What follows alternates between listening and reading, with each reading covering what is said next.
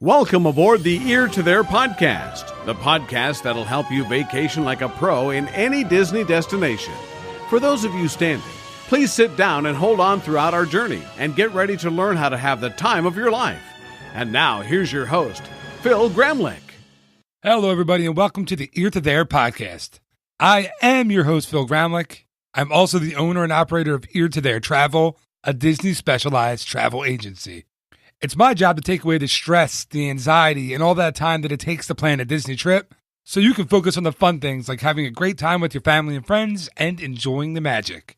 Oh, and did I mention that I do all of that for free? Yes. Actually, that's true.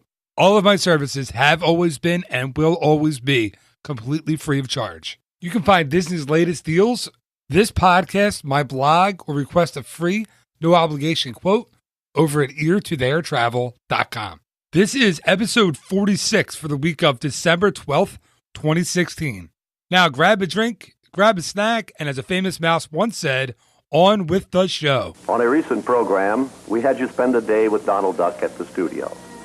Now, you're going to spend a day at home with Donald and his three nephews. Fantasyland, the happiest kingdom of them all. Presenting this week from Fantasyland, our unsung villain. So last week, December 5th, 2016, would have marked the 115th birthday of Walt Disney. So this week, I wanted to do something a little bit different than I usually do, because December 15th, 2016 marks the 50th anniversary of the death of Walt Disney. This week's episode is all about Disney after Walt.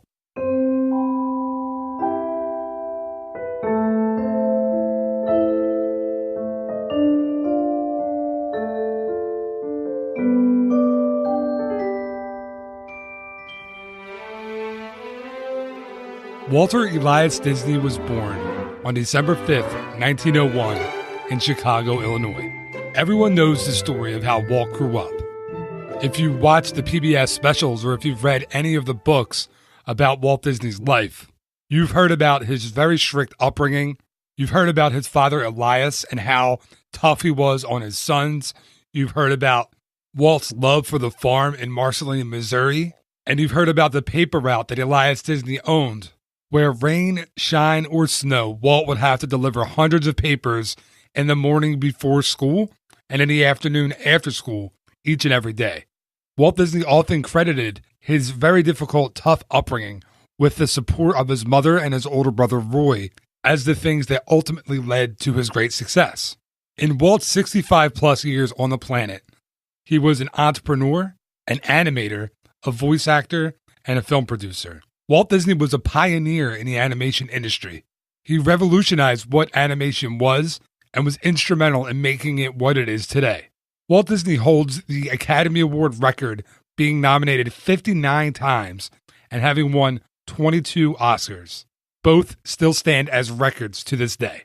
Now, that's not to say there was no adversity along the way. Walt had several failures and several missteps in his career. But all those failures and all those missteps helped him to become the icon that we know him as today. One of my favorite Walt Disney quotes talks about those setbacks. He says, "All the adversity I've had in my life, all the troubles and obstacles have strengthened me. You may not realize it when it happens, but a kick in the teeth may be the best thing in the world for you." Through all that adversity, through all the naysayers, Walt did some pretty amazing things. From Oswald the Lucky Rabbit to Mickey Mouse to a huge gamble in the first full-length animated feature ever made in Snow White and the Seven Dwarfs, to his dream project, Disneyland, where everyone told him it would never work, it would be dirty, it would be filthy, it would close within a year. Walt made it happen. And after all of that, Walt had designs for even bigger and better things. Of course, we all know the story of how the Disney company secretly purchased huge amounts of land in Central Florida, which would go on to become Walt Disney World. The biggest part and the most important part of the Walt Disney World project, or as it was known when Walt was still around, the Florida Project, or Disney World, was Epcot, Walt's experimental prototype community of tomorrow. Sadly for Walt, in November of 1966, he was diagnosed with lung cancer. See, what the public really didn't get to see was that Walt had been a really heavy smoker since he was in World War I. On November 30th, 1966, he didn't feel well and was taken to St. Joseph's Hospital in California, where on December 15th, of course, 10 days after his 65th birthday, he died of circulatory collapse caused by that lung cancer.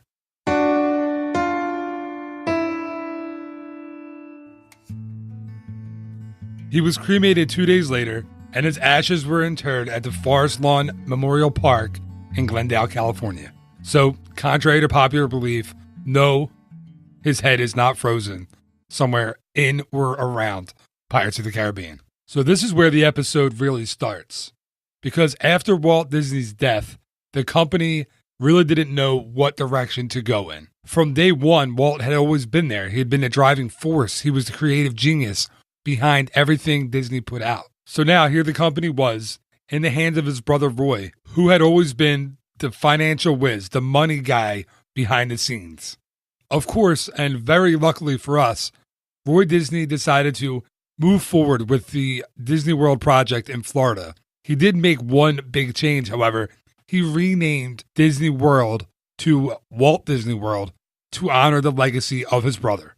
In 1967, the animated classic The Jungle Book and the live-action film The Happiest Millionaire were released. These two films marked the 80th and the 81st full-length films that Walt Disney worked on. In 1967, of course, after his death, Walt received his last Oscar for the short film Winnie the Pooh and a Blustery Day. After Walt Disney's death, the animated features that the Disney company put out didn't do as well as the ones that were released when Walt was still around. Films like The Aristocats, Robin Hood, The Many Adventures of Winnie the Pooh, The Rescuers, The Fox and the Hound, The Black Cauldron, and more just seemed to lack a little bit of the heart and the spirit that the original Disney animated features possessed. Of course, there would be a revival in Disney animation later on in the 80s, but we'll talk a little more about that when we get there. Through the late 1960s and of course the early 1970s, work on Walt Disney World was completed. On October 1st, 1971, Walt Disney World was opened to the public. Of course, opening in Walt Disney World was the Magic Kingdom, the Contemporary Resort, the Polynesian Village Resort, Fort Wilderness Resort and Campground, and both the Palm and the Magnolia golf courses. A couple weeks later, Roy Disney dedicated the park and the property in Walt Disney's honor, saying that it would be known as Walt Disney World. Walt Disney World is a tribute to the philosophy and the life of Walter Elias Disney, and to the talents, the dedication, and the loyalty of the entire Disney organization that made Walt Disney's dream come true. May Walt Disney World bring joy and inspiration and new knowledge to all who come to this happy place. A magic kingdom where the young at heart of all ages can laugh and play and learn together. Dedicated this 25th day of October, 1971. After Walt Disney World's dedication, Roy asked Walt's widow, Lillian, what he would have thought of Walt Disney World. She replied, "I think Walt would have approved." Sadly, less than 3 months after he gave that dedication speech, Roy Disney passed away on December 20th, 1971, at the age of 78.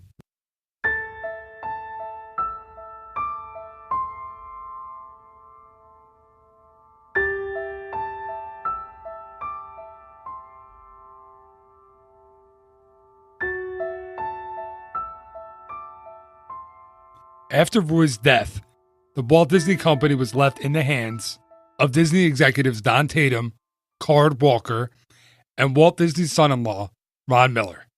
With the direction of Ron Miller, Walt Disney Productions continued to release family-friendly films trying to bank on their earlier success. These films included 1975's Escape to Witch Mountain and Freaky Friday in 1976. Unfortunately, these films did not do very well in the box office. Inspired by the popularity of a little-known film called Star Wars in 1979, Disney decided to go into the science fiction realm of filmmaking. Unfortunately for the company, their science fiction films, The Black Hole and Tron did not do very well, and neither did their shot at making a horror film, The Watcher in the Woods.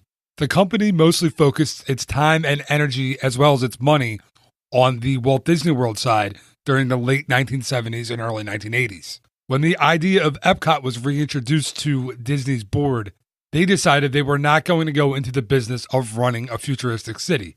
And it was decided that Epcot, or as it would later be known, Epcot Center, would be a theme park that was kind of like a permanent World's Fair. Probably my favorite story about the design and construction of Epcot involves the fact that World Showcase and Epcot were supposed to be originally two separate theme parks. Disney legend and Imagineer Marty Sklar has often told this story about standing in the room where the two huge scale models for both parks were built. So on one side of the room, they had the Epcot Center model, and on the other side of the room, they had the World Showcase model. This was about an hour before their meeting with some top executives from outside the company who were coming in to talk about giving a lot of money to sponsor a theme park. Well, apparently Marty Sklar talked to fellow Disney Imagineer and legend John Hench about, hey, why don't we push these two models together and make it one big theme park? So that is literally what they did. They both got together, they pushed the models together, and then they called on some other Imagineers to help to make it look like this was in fact designed to be one park from the get-go. And the rest, as they say, is history. Epcot Center opened on October 1st, 1982. Our goals for Epcot Center are quite clear. We want to first entertain, then inform and inspire all who come here, and above all, to instill in our guests a new sense of belief and pride in mankind's ability to shape a world that offers real hope to people everywhere in the world. With the financial successes that were Disneyland and Walt Disney World, Disney then opened up its first international theme park, Tokyo Disneyland, in April of 1983. Now, in this part of the company's history, in the early 1980s, the theme parks were doing really, really well. As a matter of fact, they were generating over 70% of the Disney company's annual income. So in 1984, a financier, Saul Steinberg, and his Reliance Group Holdings launched a hostile takeover attempt for the Walt Disney Productions. Their intent was to break up the company and sell it off piece by piece. Disney bought out Reliance's 11.1% stake in the company, and then another shareholder filed suit claiming that the deal devalued Disney's stock and that Disney's management had to retain their original position. This lawsuit was settled in 1989 for a total of $45 million between Disney and Reliance. With the Disney company in a little bit of trouble, or in a lot of trouble, the Sid Bass family purchased 18.7% of Disney, and he and the board brought in Michael Eisner from Paramount as CEO and Frank Wells from Warner Brothers as the company's new president. And as much as Michael Eisner is kind of vilified now as being this villain that came in and eventually lost its way and took the company in a direction that many shareholders didn't want it to go in, he and Frank Wells were actually the ones who saved the company back in the 80s. Michael Eisner placed a very heavy emphasis on the Touchstone Films section of the company, which Ron Miller had previously started. Touchstone put out very, very successful films like Down and Out in Beverly Hills, Good Morning Vietnam, Dead Poets Society, and Pretty Woman. Then Eisner set his sights on the animation department and really began the renaissance of the golden age of Disney animation. Starting with Who Framed Roger Rabbit in 1988, the company started putting out very, very successful, both critically and commercially, very, very successful films. Films like The Little Mermaid in 1989, Beauty and the Beast in 1991, Aladdin in 92, The Lion King in 94. And Disney also went into afternoon children's television with shows like The Adventures of the Gummy Bears, DuckTales, Chip and Dale Rescue Rangers, my favorite, Darkwing Duck, and Gargoyles. So backing up just a little bit, Walt Disney Imagineers in the mid-80s were tasked with building 2 new pavilions in Epcot's Future World. These Imagineers were led by Marty Sklar, who I already mentioned, and Randy Bright. And they came up with the Wonders of Life Pavilion, which was actually added to Epcot, and the Great Movie Ride Pavilion. The Great Movie Ride Pavilion was going to look like a soundstage with a movie theater style entrance in the middle of it, and it would have been located between the Land and the Journey into Imagination pavilions at Epcot.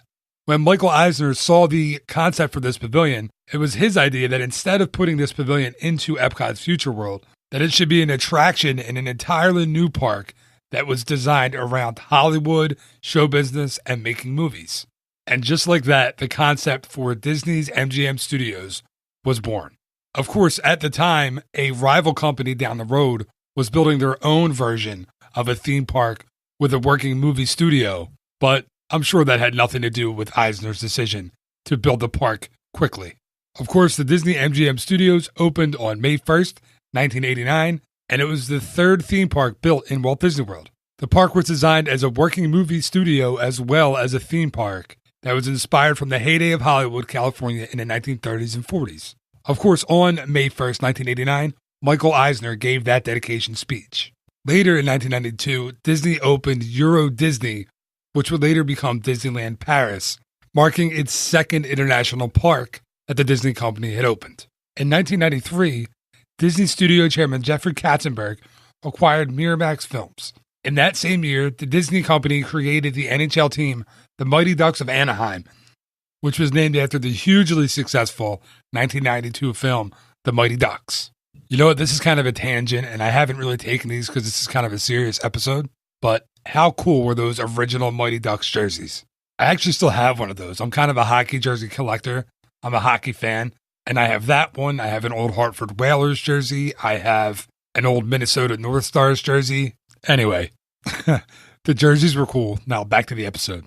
In 1993, Disney also purchased a minority stake in the Major League Baseball team, the Anaheim Angels.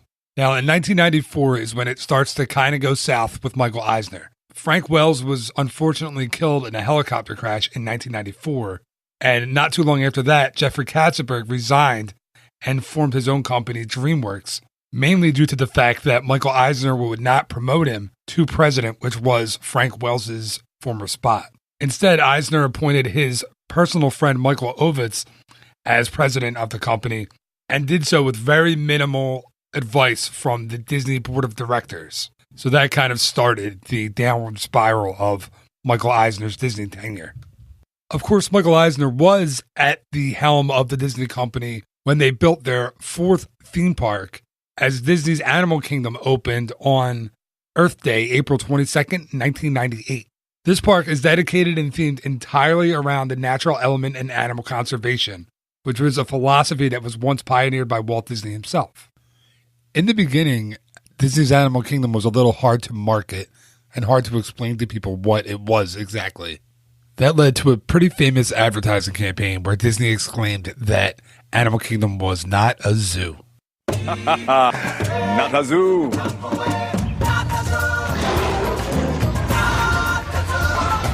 a zoo.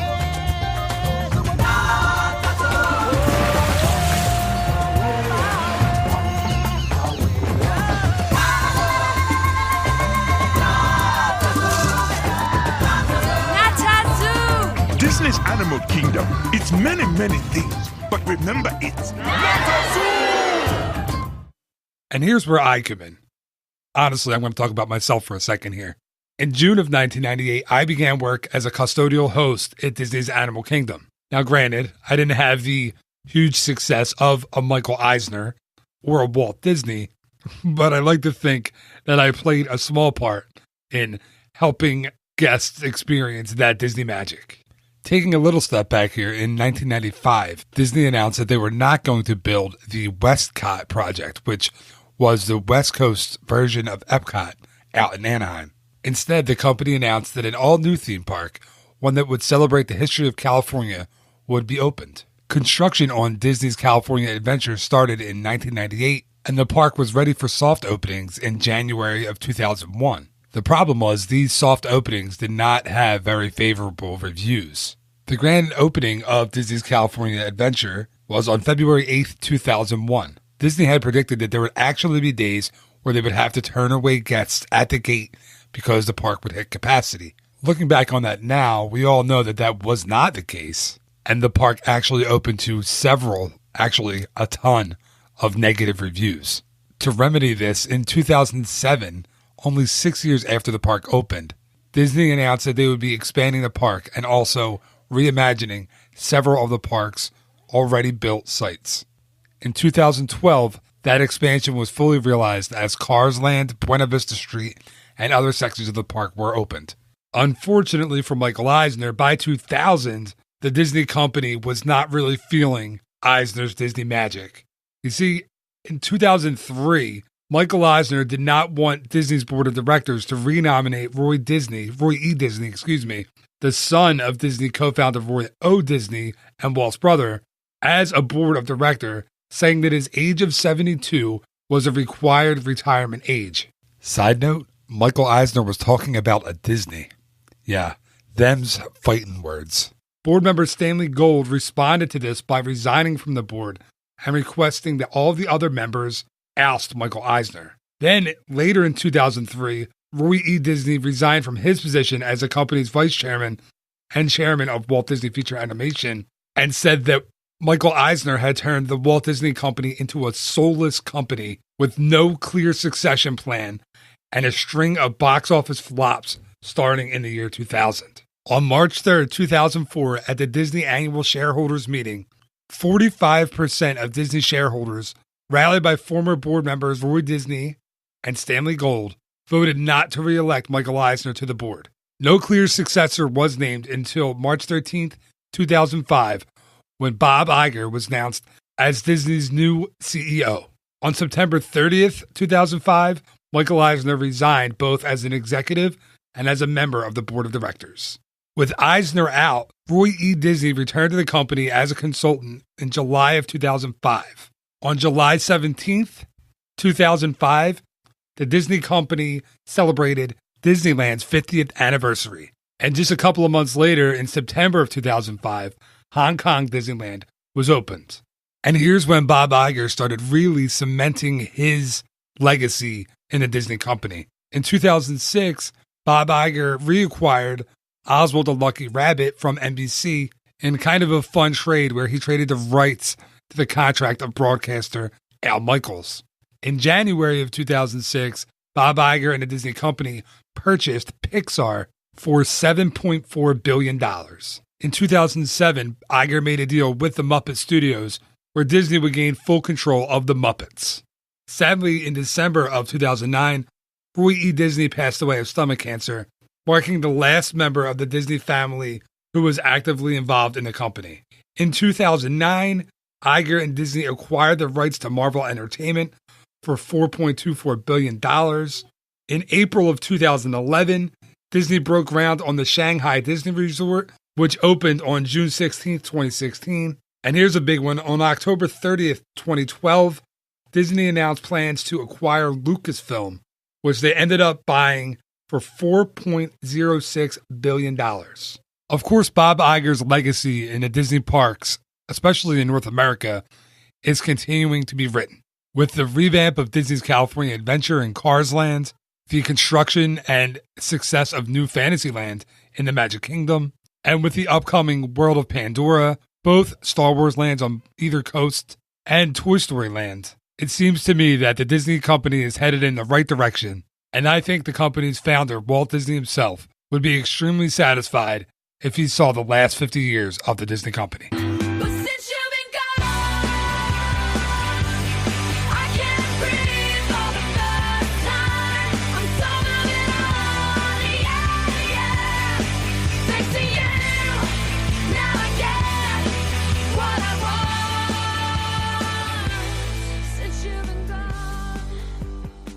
And that is going to do it for this week's episode of the Ear to There podcast. If you don't know, that is Kelly Clarkson's Since You've Been Gone that played in the background there. I thought it was pretty appropriate for the end of this episode. As always, thank you so much for listening. I hope you enjoyed this one. I wanted to take a little bit more of a serious tone and switch it up a little bit this week. So I hope you enjoyed this episode as much as you've enjoyed the others. And if you did enjoy it, all I ask is that you share it with someone. Head over to the show notes at eartotheretravel.com On the left-hand side, there will be Facebook buttons, Twitter buttons, email buttons. It makes it very, very easy to share each and every episode. So thank you in advance for sharing any of these. And just remember, there will be a new episode of the Ear to There podcast each and every Monday morning, as well as a new episode of the Ear to There podcast, Walt Disney World Word of the Week, each and every Wednesday morning. So thank you again so much for listening. It is greatly appreciated. Until next time, have a great week. Bye-bye.